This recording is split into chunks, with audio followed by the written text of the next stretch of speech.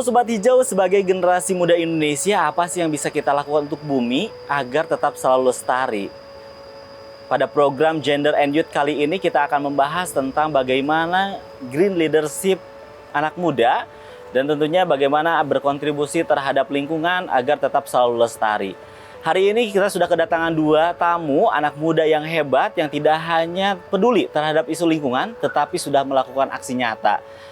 Telah hadir bersama kita Mas Lutfi dan Mbak Hana. Selamat siang.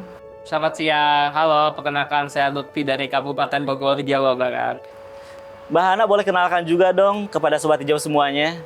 Halo Sobat Hijau, nama saya Hana Delia Runtu. Sobat Hijau bisa panggil Hana, asal saya dari Kabupaten Ketapang. Saya merupakan lulusan dari S1 Fakultas Kehutanan di Universitas Tanjung Pura Pontianak. Dan saat ini saya juga dipercaya menjadi chairwoman di Pongo Ranger Community dan inisiatif ini yang saya kerjakan dari 2017 sampai dengan sekarang. Mbak Hana, kalau Mbak Hana kan tentunya dari kehutanan ya. Kalau Mas Lutfi sendiri? Kalau saya sendiri lulusan SMK Farmasi di Bogor. Oh, tapi di Bogor juga keduanya ya. Mungkin saat ini kan kita sudah terlibat di isu lingkungan yang sudah ada saat ini. Nah, apa sih motivasi kalian berdua tentunya kenapa bisa terlibat di dalam isu lingkungan ini? Kalau saya sendiri karena background saya di farmasi, saya ingin membuat produk di bidang kesehatan lingkungan. Jadi salah satunya adalah produk Puna F&B, yaitu makanan minuman sehat, tapi kemasannya ingin yang ramah lingkungan. Karena ketika saya membeli produk makanan minuman kemasan di supermarket atau minimarket, saya ikut merasa bersalah. Karena apabila saya membelinya, berarti saya ikut menyumbang masalah sampah di lingkungan. Oleh karena itu, saya menciptakan produk makanan yang bisa saya konsumsi sendiri, baru bisa saya jual. Oke, luar biasa, keren banget ya motivasinya. Kalau dari segi Mbak Hana sendiri gimana sih motivasinya? Kalau saya itu udah sejak dari kelas 2 SMA, udah mulai tertarik belajar tentang kebersihan lingkungan, tentang hutan. Karena di tempat saya itu terkenal sekali dengan hutan hujan tropis, terus ada orang hutannya. Nah, habis dari itu, setelah SMA, saya dapat beasiswa untuk kuliah di jurusan kehutanan. Nah, ini yang buat saya makin kuat lagi untuk belajar tentang kehutanan, bagaimana pelestarian alam. Baik, sekarang kan sedang mengikuti isu lingkungan yang tentunya tidak semua anak muda itu bisa peduli terhadap isu lingkungan ini tersendiri. Apakah kalian berdua ini punya role model, mungkin siapa dan apa yang menjadi inspirasi kalian untuk peduli terhadap isu lingkungan ini? Kalau saya sendiri, saya waktu itu pernah ikut pelatihan FFD, Food Forest Design, yang diselenggarakan oleh Mother Jungle yang berbasis di Bali. Ketika salah satu syaratnya untuk mendapatkan sertifikat bertaraf internasional secara gratis, itu kita disuruh diminta buat proyek.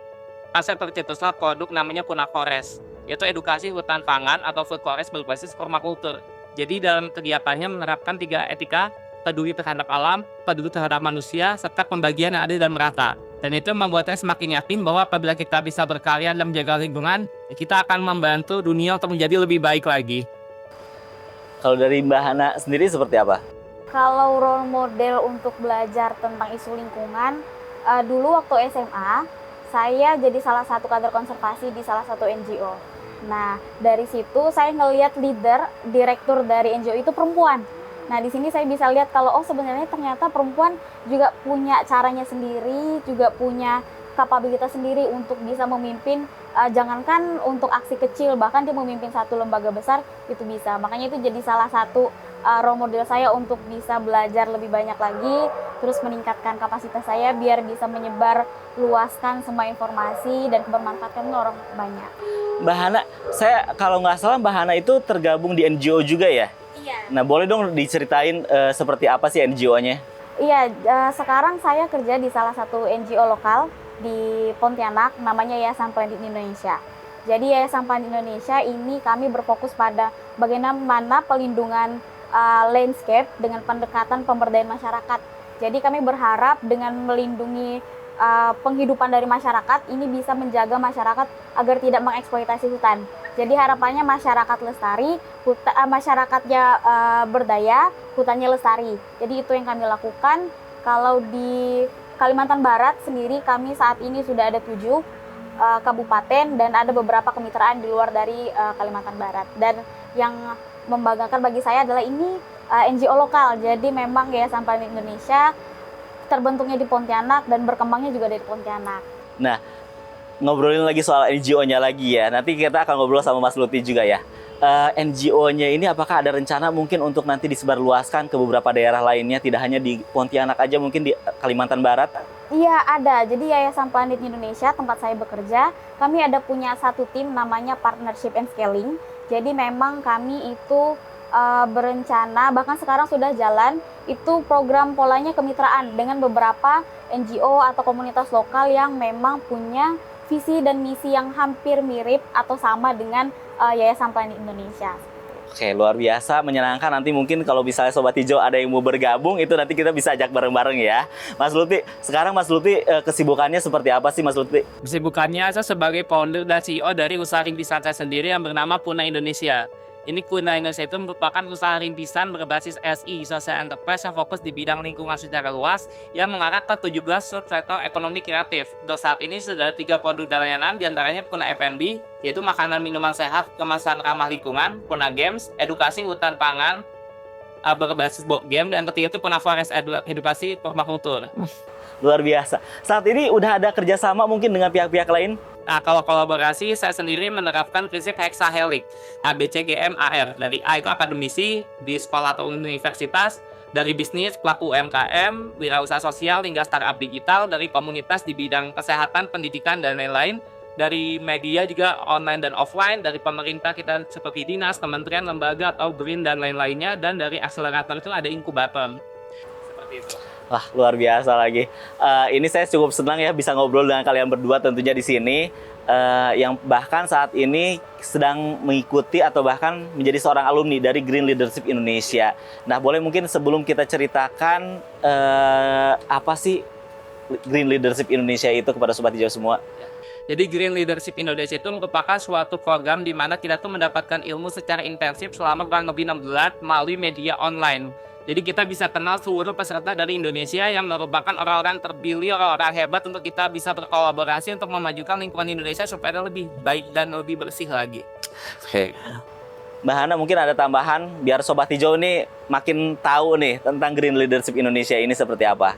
Iya, jadi Green Leadership Indonesia memang program kepemimpinan untuk anak muda yang mana program ini disupport oleh KLHK sendiri dan diinisiasi memang oleh Institut Hijau Indonesia.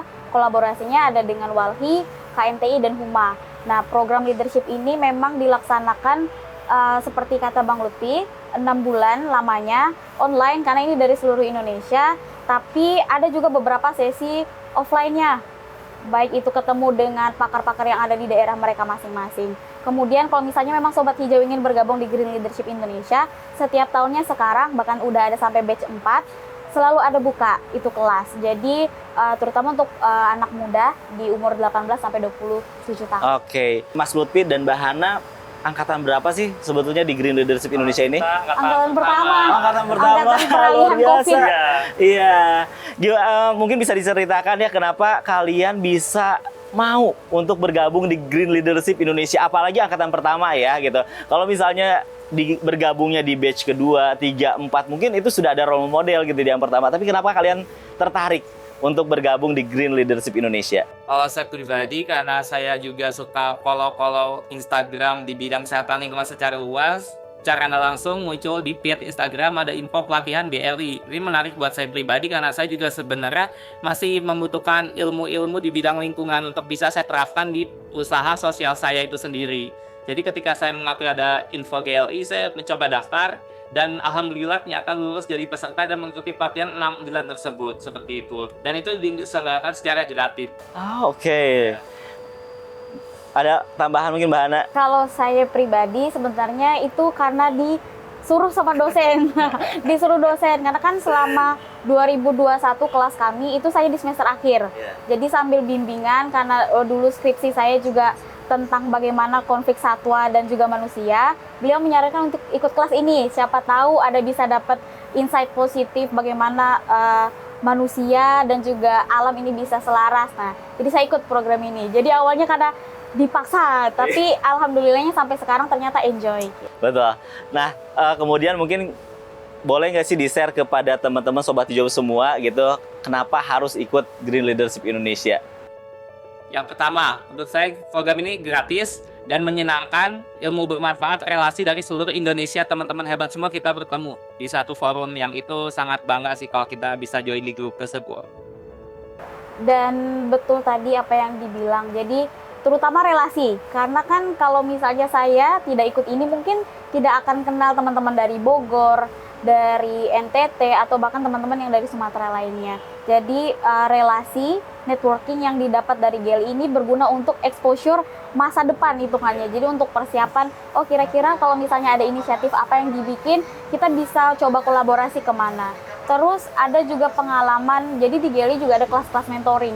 Ini untuk mengasah soft skill kita terutama dan juga untuk memperdalam bidang-bidang yang memang kita minati. Kalau saya kemarin itu memang dari awal sekali konservasi seperti yang saya bilang tadi, ketika di GLI mentoringnya saya juga di bidang konservasi. Oke, Mas Lutfi, Mbak Hana nih sebagai representasi dari anak muda yang ada saat ini, seberapa penting sih pemimpin muda terkait dengan isu lingkungan ini? Ya, menurut saya sangat penting sekali bahwa kita generasi muda kan akan memimpin di masa depan. Bagaimana masa depan itu kita yang akan merasakan dampaknya dari kegiatan kita hari ini. Maka dari itu kita harus peduli bahwa kepentingan masa depan itu merupakan tugas dari para generasi muda itu sendiri. Oke, Mbak Hana mungkin bisa nambahkan? Sama seperti jawaban Mas. Jadi sebenarnya kita sebagai generasi muda, ini kan harapan bangsa. Kita sekarang memang lagi ada di masa-masa bonus demografi nih. Jadi ini masih adalah, anggap saja ini masa kejayaan kita.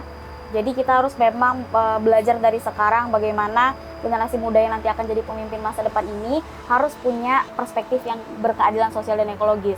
Jadi tidak hanya kita sibuk ngurusin hutan dan lingkungan saja, ekosistem saja, tapi masyarakat di sekitarnya juga harus bisa berdaya dan mandiri. Seperti itu. Oke, terima kasih Mbak. Kita akan lanjutkan ke segmen selanjutnya. Sobat Hijau semua, tentunya menarik sekali perbincangan kita saat ini. Kita akan rehat sejenak dan kita akan bertemu di segmen selanjutnya. Tetap di Indonesia Green TV.